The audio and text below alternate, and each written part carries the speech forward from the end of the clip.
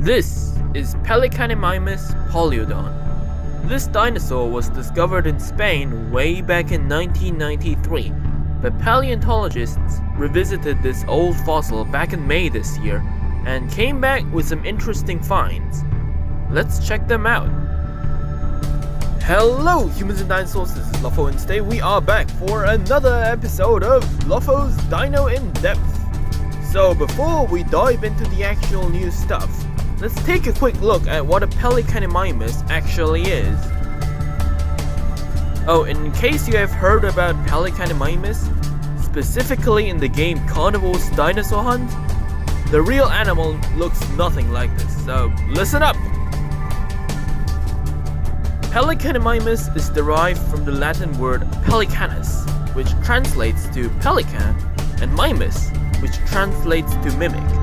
Its species name, paleodon, is derived from the Greek poly, which translates to many, and odus, which means tooth. Indeed, although it was a rather small ornithomimid dinosaur that was around 2.5 meters long, it had around 220 teeth in its long beak, which is quite unusual for an ornithomimid dinosaur. The only other ornithomimid with this trait being the Harpymymus. Excellent preservation of the soft tissues also tells us that this creature had a small keratinous crest on the back of its head and a throat pouch.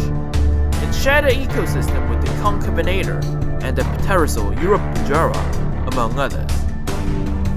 But this is all basic knowledge when it comes to the Pelecanimymus. So what new things did we find out? The thing is, despite the fossil being discovered way back in 1993, there had been no proper description of the holotype specimen, which consists of the front part of its body.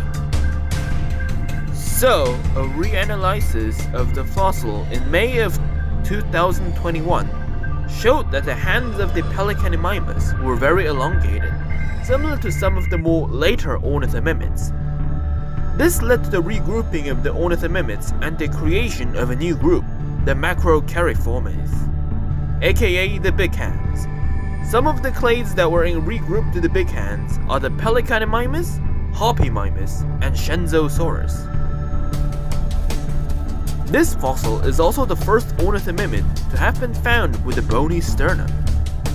The sternum is the part humans and birds, among other animals, have that connects the two sides of the ribs. This makes Pelecanimymus slightly similar to the more avian dinosaurs like Oviraptor and Velociraptor. It's also been found to be the only ornithomimid that was found with uncinate processes. These are small, horn-like bones that can be found in the ribs of extinct and modern birds. Paleontologists assume these small horns on the ribs could be used as a breathing apparatus, since these horns are insertion areas for the muscles that move the ribs and sternum. Simply said, this dinosaur breathed like a bird.